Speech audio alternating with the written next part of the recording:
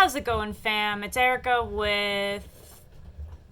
We don't know what we're calling the channel yet, so it's Erica back with another video.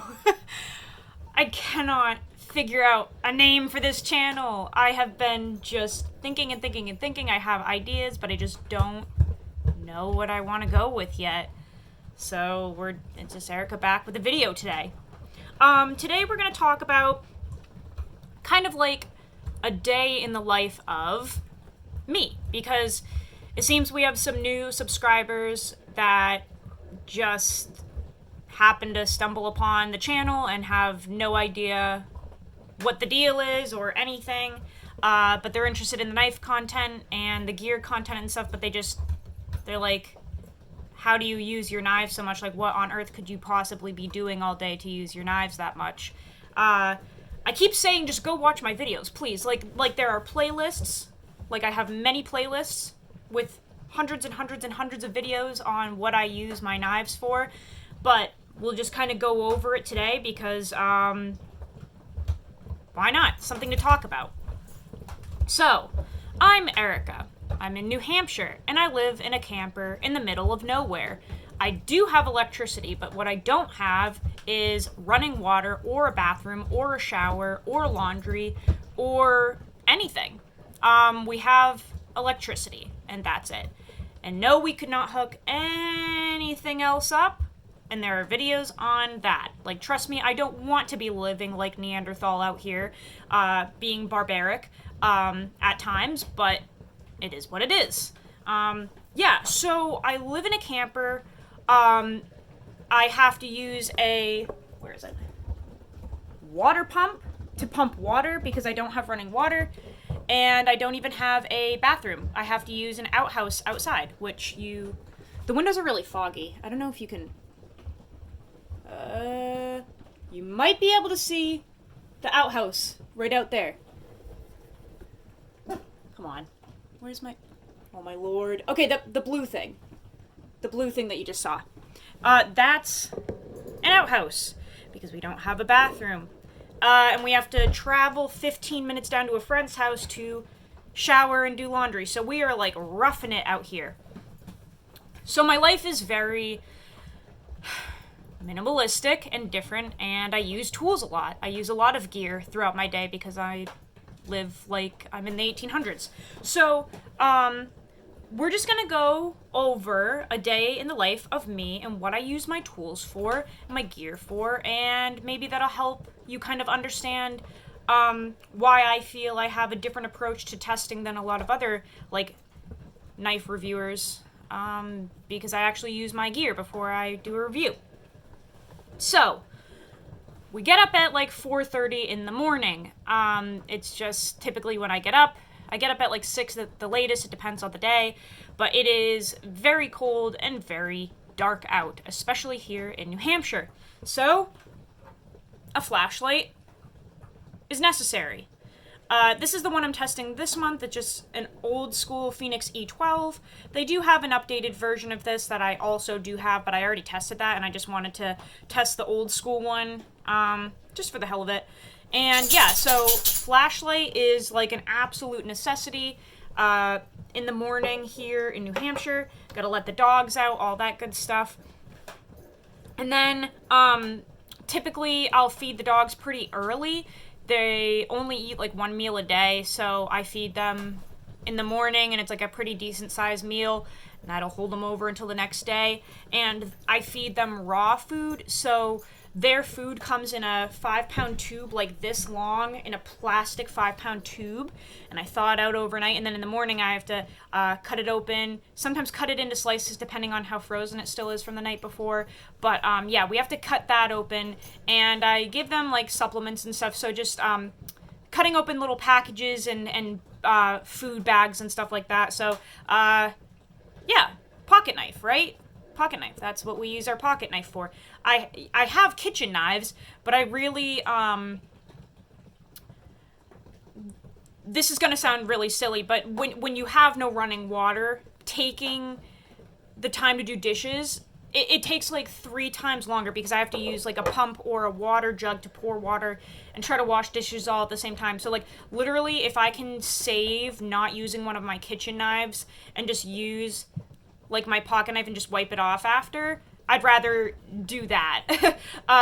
It just like even not washing one utensil is good for me. So I just use my pocket knife for like all of the dirty work basically in my life. So cut open the dog food bag or the raw food, whatever it is, feed the dogs, right? And then we kind of go on with our day. The campers are kind of a new thing to us. We've only been here for like 3 weeks, I think. And there are a lot of projects to do on the camper. Now, I work like 2 p.m. to 10 p.m. at my day job. So I purposely wake up crazy early so I can work and exercise the dogs the whole day before I actually go into my day job. So I carry a Swiss Army knife for like little projects and stuff around the house. The house. It's a camper. And this is one of my most used tools, especially with the scissors. So this is a Super Tinker. Scissors, super useful, but this has all kinds of cool little tools on it that I've gone over in previous videos. But anything from, installing lights, tying tarps down with paracord, switching out propane tanks, installing light covers. I have to reinstall a little screen on that door, putting up more wall coverage, putting in flooring, working on fencing.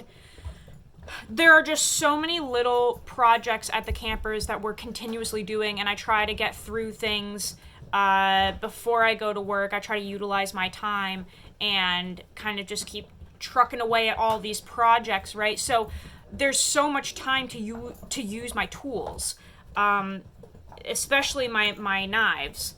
And what I have found in my camper living so far is that I'm very glad that I sold off most of my collection because it was predominantly exotic steels and like higher grade steels. I used to have like Rex 45, which I still have one, but like Rex 45 and Maximate, and I liked kind of collecting these like higher end steels for a while when I was really into the steel thing.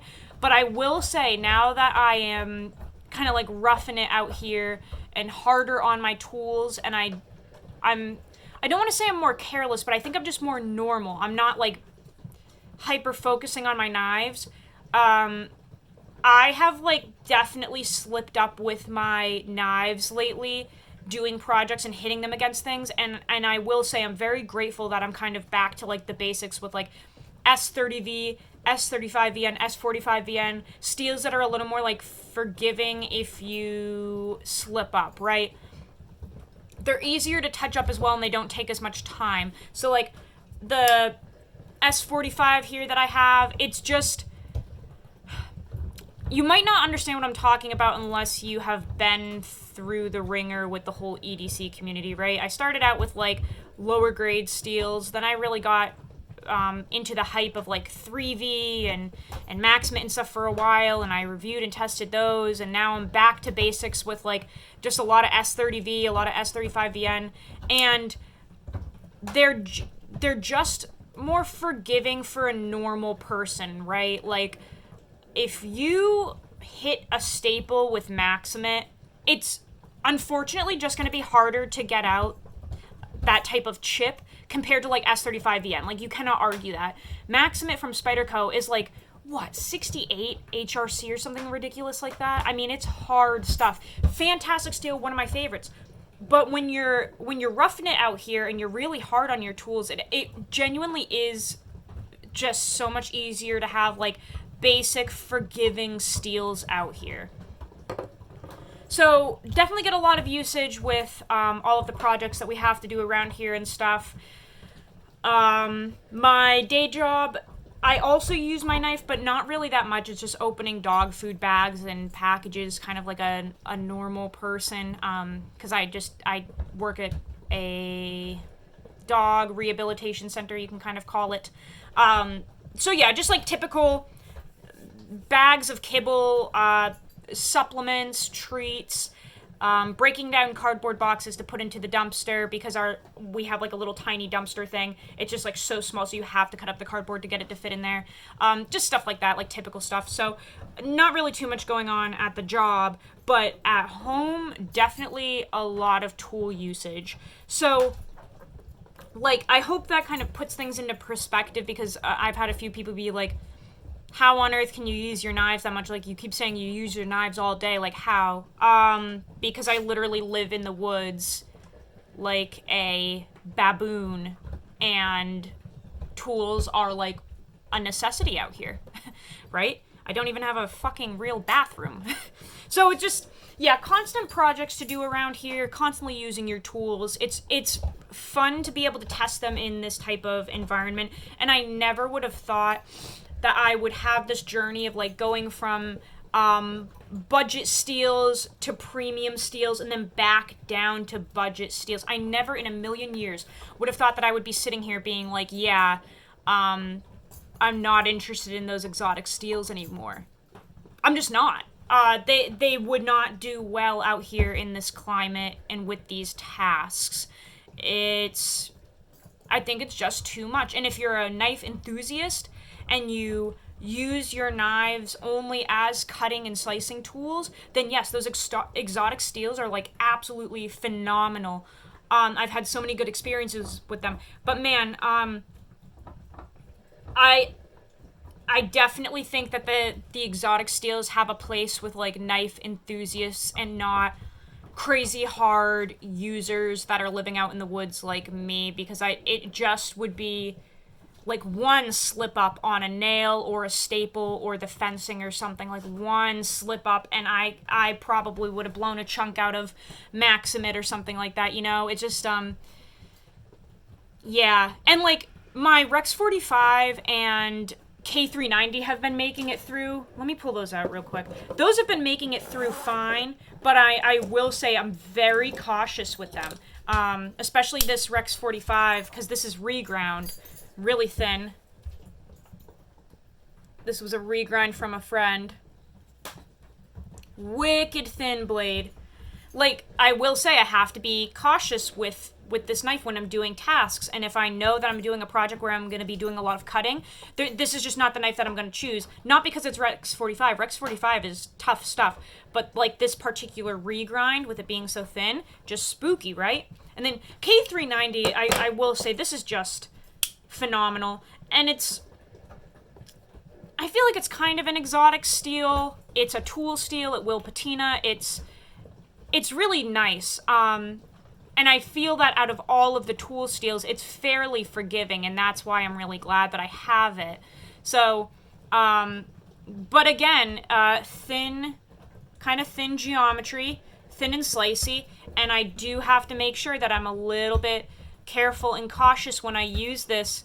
If I'm doing kind of like a harder use task, I just don't want to ding it on anything, because it's simply just a different build up compared to like a typical S30V. Like, I have just beaten the shit out of the 940, and this one's an S30V, and man, this is just an absolute pry bar. But like, let's bring out this small and Kosi for a second. This is an S35 VN. This, I have a recording of me blowing through a bag of like Quickcrete with this, and I'm not kidding, it looked like I broke the entire edge. Like, it was just like crush, crush, crush, crush, chip, crush, roll. This was just completely totaled. Piece of cake to bring back, though. Like, this is a knife that I could have in my pocket, decide I'm gonna, you know, freaking put Quickcrete with some water in a wheelbarrow, mix it up, and put some more fence posts in. I can use this to cut the bag, ding it all up with the little rocks inside, but then bring it back in and bring it right back to life freehand with literally no issue. Look at that. Beautiful. In only a few minutes. you just don't have that flexibility and forgiveness once you move higher and higher into a lot of those exotic steels. I'm not saying all of them, but I am saying a lot of them are very much meant for cutting and slicing, and that's it. And if you live a lifestyle like me, where you may or may not dabble in using your knife as a multi-tool or beating the crap out of it, I'm just much more comfortable with these, like, lower tier steels at this point. This is just something that I don't have to worry about and be concerned about. That's all. Yeah, so hopefully that kind of explains things. I'm definitely going to go back into, like, real testing in December. It was just way too crazy this month to, like, stick with the original plan of testing that I had for November. There was just no way. It's been absolutely crazy trying to settle into these campers. So December, we will see what we do with that. Thank you for watching. Oh my god. Nugget fell asleep chewing her toy. Look at her little tail hanging off. Everyone's so tired. Where's Kobe? There he is. Yeah, thank you for watching. We got our first snowfall in New Hampshire last night, so that was really cool. Yeah. I will be back with another video soon. Let me know if you have any questions or comments. And I think that's it. I will see you guys later. I love you. Go use your shit. Go live your life. We will keep trying to think of a channel name, and I will see you on the next video. Bye.